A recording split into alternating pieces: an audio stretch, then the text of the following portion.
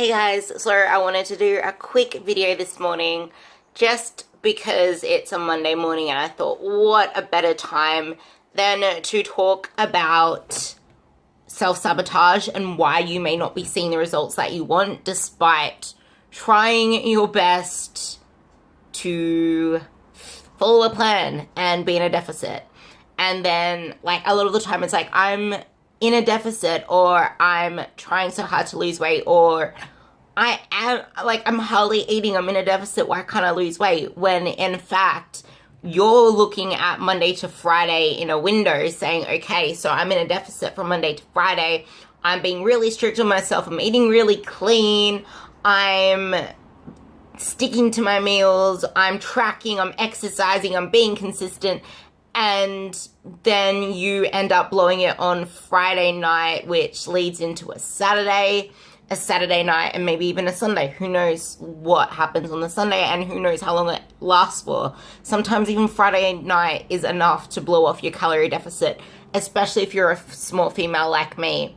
So a lot of the time, a lot of people do not realize how easily a weekend of mindlessly drinking, mindlessly eating, or thinking some healthy food, like I mentioned the other day, some people think that an ACI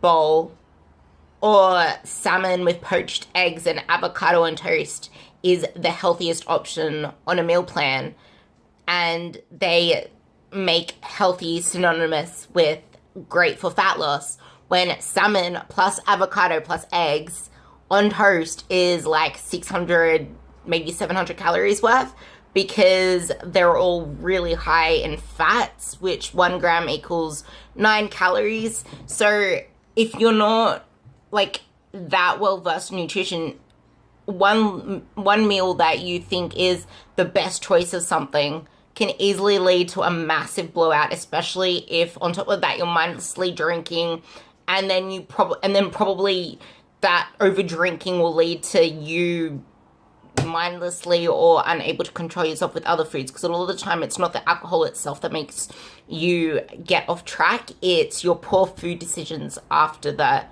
consumption of the alcohol. But I guess what I'm trying to say here is weekend splurging or overeating or a random Friday night or even Taco Tuesdays, which leads into messed up Wednesdays, seems to be one of, if not the biggest struggle that I see people undergo. And the thing is, a lot of the time they're in denial. It wasn't until the other day where I posted just a random post about weekend overeating on my Instagram, where I got 3 people saying, oh my God, can you send this to me? And I had 2 other people say, what do you mean? And I'm like, wait, what? What? So from Monday to Friday, they're being meticulous with everything. They're training their asses off. They're consistent. They're eating healthy. They're eating clean. And then on the weekends, they're saying, fuck it, I want to just have the weekend to do whatever because I've been good during the week, thinking that a week of being in a deficit or a week of eating perfectly is all they need to get to their goals, and the weekend is a write-off. Like, weekend calories don't count, right? There are actually, it's more of a denial thing. Like, you don't stop to actually realize what you're doing, but having too much mindless fun and overeating can quickly undo the hard work that you put in from Monday to Friday. Like, yeah, have fun. That's what life is all about, but you need to have a plan in place. You need to be aware of your decisions. Being aware is the first step, and then acting on it and putting action steps into place to make you manage it better is the next thing that you need to do. Because I'm not saying don't have fun. Like, having fun is the best thing to do, but you need to be smart about it.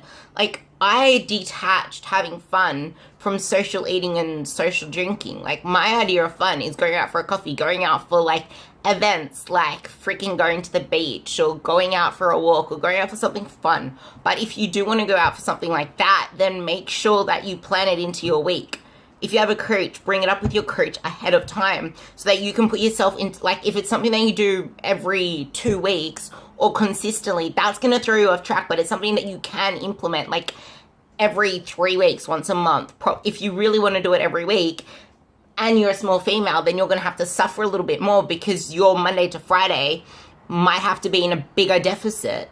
Instead of being on a 300 calorie deficit daily to bring your whole week into whatever deficit that puts you into to lose fat, you're probably going to have to go into a 500 calorie deficit or a 600 calorie deficit every day, which puts you on shit calories, but at least at the end of the day, that shit that you're eating over the weekend is all going to pan out. Like, you need to be willing to make sacrifices if what you, like, you need to know what you want so that you know what you need to sacrifice to get there.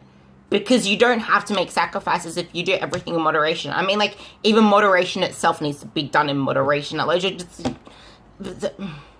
Like, moderation is the key. You can have fun, but you need to moderate it. You can have a freaking donut, but you need to moderate it. Because having a donut versus having a huge meal that's going to fill you up, like, if you have a donut for every single meal, that's not going to fill you up by the end of the day. But you can moderate having one donut in a day and replacing it for a shitload. Well, actually, if you're like trying to lose weight, maybe not every single day, but you can fit things into your plan. Depending on your calories, depending on, like, there are some people where their maintenance is 1,300 calories. Because they're small females, they're probably like 5 foot, 150 centimeters tall. They're sedentary, they sit on their ass, and they train twice, 3 times a week. And weight training doesn't actually burn a lot of calories to the point where you think it does. Like, endurance training and doing all that other crap burns a lot of calories, but it doesn't give you the shape that you want.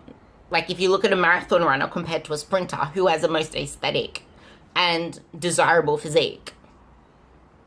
So, I guess consistency is the name of the game. If you're eating consistently in a calorie deficit, eating nutritious foods, exercising, and still living life, but knowing all of those things that I just mentioned, then you can get to your goal body. You're going to see awesome freaking results, but being consistent is easier said than done.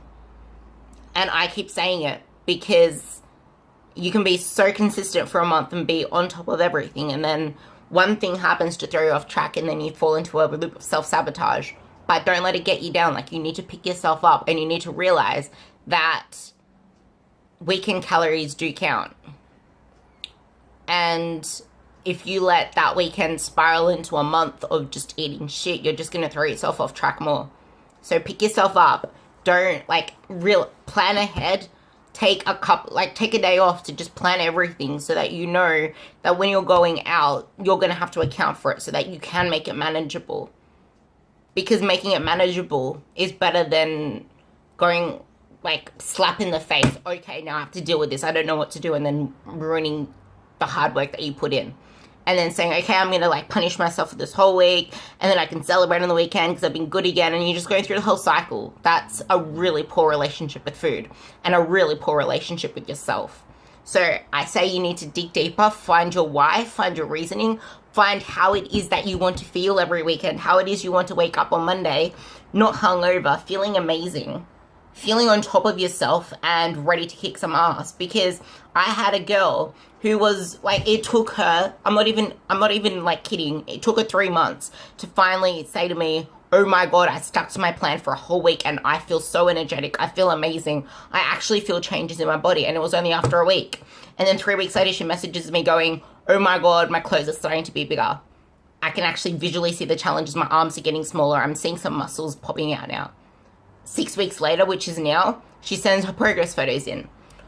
I don't really see a lot of change, she says, but I can feel it. My clothes are bigger. And I can't wait to see what happens now that I'm sticking to the plan and I'm loving my food. And I love waking up to my breakfast every morning. I love being consistent. I love how I feel. I can't wait to see what happens. That's what she said. So consistency is key. And realizing that you want to feel more than just a number or more than just photos. Like, you want to feel empowered. You want to have a better relationship with food, a better relationship with yourself. And continually letting yourself self-sabotage and go through yo-yo cycles isn't going to do that for you. Hope that helps. Happy Monday. Mwah.